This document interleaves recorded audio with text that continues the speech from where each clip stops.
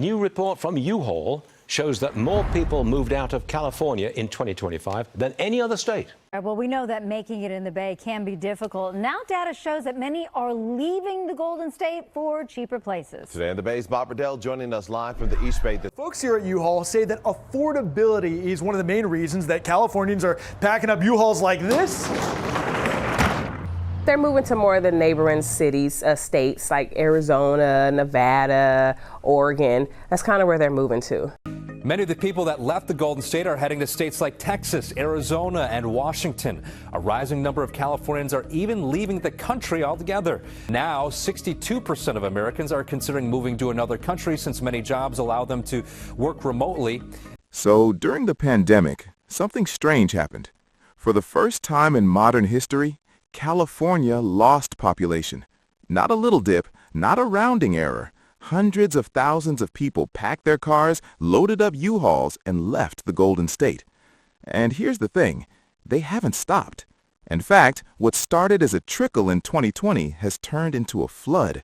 And now, in 2026, we're watching what some people are calling the Great Exodus, the single largest sustained migration out of any state in American history. So hi, my name is Jason. Welcome to my channel. And if you've been here before, welcome back. So I want to start out by being completely transparent with you. I was born and raised in California. I grew up here, I went to school here, I built my life here, and I love this state. Or at least, I love what this state used to be. The weather, the diversity, the energy, the coastline, the mountains, the culture. There's a reason people used to call it the California dream. But I'd be lying to you if I told you that dream hasn't turned into something else entirely for a lot of people.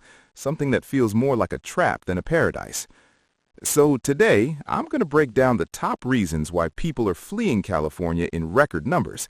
And look, there's probably a dozen more reasons beyond what I'm going to cover. But these are the big ones. These are the ones I hear over and over again from people who've already left, people who are planning to leave, and honestly, people who want to stay but just don't know if they can anymore.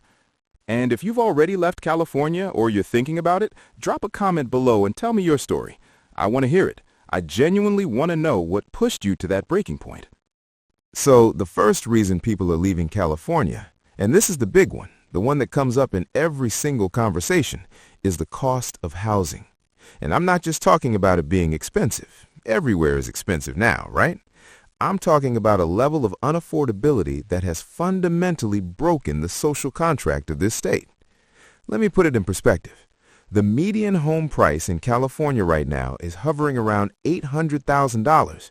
In places like the Bay Area, in parts of Los Angeles, in coastal Orange County, you're looking at well over $1 million for a basic, modest home. Not a mansion, not some luxury estate, a regular house. The kind of house your parents bought on a single income back in the 80s. And if you were around for 2008, and a lot of you watching this were, you remember what happened. The housing bubble burst. People lost everything, foreclosures everywhere, families destroyed. And at the time, we all said, never again, we learned our lesson. But here's the cruel irony. At least back in 2007, before the crash, a regular person could still technically qualify for a mortgage. The problem was bad lending. Today, the lending is fine. You just literally cannot afford the house. Even with good credit, even with a solid income, even with 2 working adults in the household, people are being priced out entirely. That's not a bubble. That's a structural failure. And renting isn't any better. Average rent for a 1-bedroom apartment in Los Angeles is pushing past $2,500. In San Francisco, you're well over $3,000. People are spending 50, 60, sometimes 70% of their income just to keep a roof over their heads. And then they look at Texas or Arizona or Tennessee or Idaho, and they see that the same money, or even less, buys them a 3-bedroom house with a yard and a garage. And they start to ask themselves a really painful question. Why am I still here?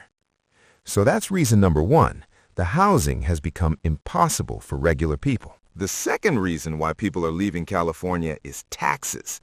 And look, I know, people roll their eyes when you bring up taxes. But hear me out, because this wasn't just about politics. This is about math. California has the highest state income tax rate in the country.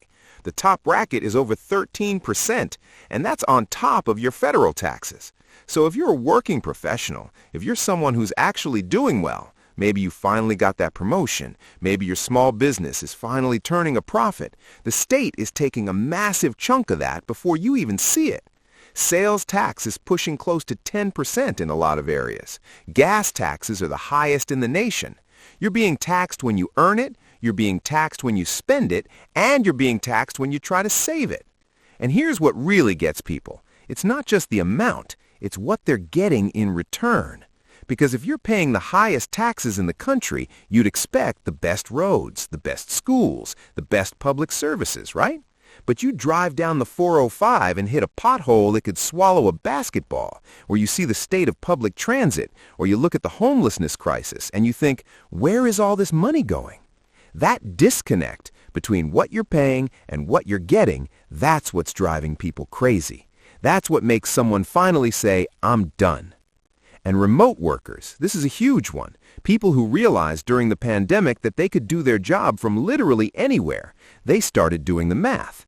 Same salary, move to Nevada or Florida where there's no state income tax, and suddenly you've given yourself a 13% raise without changing a single thing about your job. That's life-changing money. That's a car payment. That's your kid's college fund.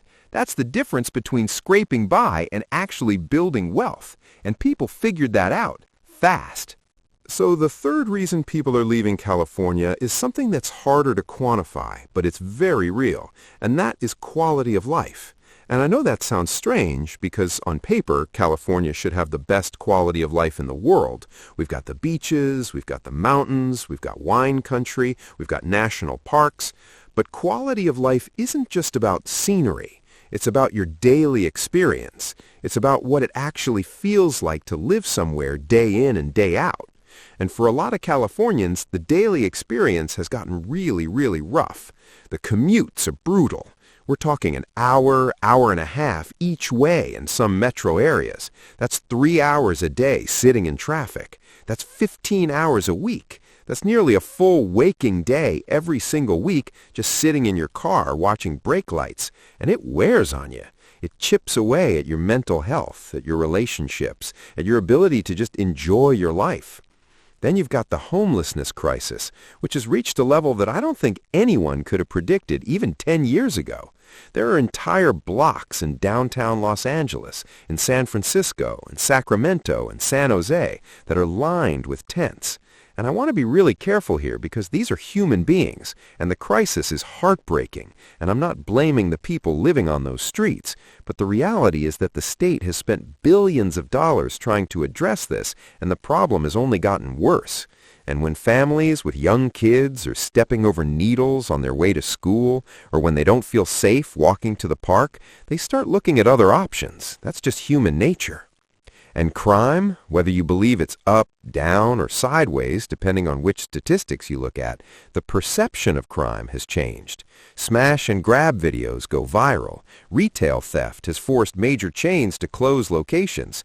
Cars get broken into so often in San Francisco that people literally leave their trunks open with signs that say nothing inside, just to avoid getting their windows smashed. When that becomes normal, when that becomes just a part of life that you accept, something has gone really wrong. The fourth reason people are leaving California, and this one hits home for me personally, is the fire and insurance crisis. Because it's not just about the fires themselves, as devastating as they are. It's about what happens after. We've watched entire communities burn to the ground. Paradise, parts of Malibu, communities in the foothills that people spent their whole lives building. And then, after the fire, comes the insurance nightmare. Companies are pulling out of California left and right. State Farm, Allstate, major carriers have either stopped writing new policies or dropped existing ones. If you can get coverage, your premiums have doubled, tripled, sometimes more. And if you're in a high-risk fire zone, which, let's be honest, is a massive portion of the state, you might not be able to get private insurance at all. You end up on the FAIR plan, which is the state's insurer of last resort, and even that is getting more expensive and covering less.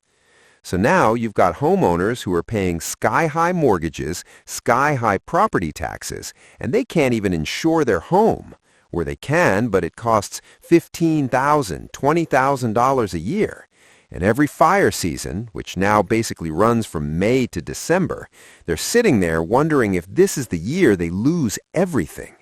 That kind of stress, that kind of uncertainty, it's unsustainable. And people are choosing to walk away rather than gamble another year. And the fifth and final reason, and honestly this might be the most powerful one, is that people have simply lost hope that things are going to get better. And that's the hardest thing to say about a place you love, because California has always been the land of reinvention.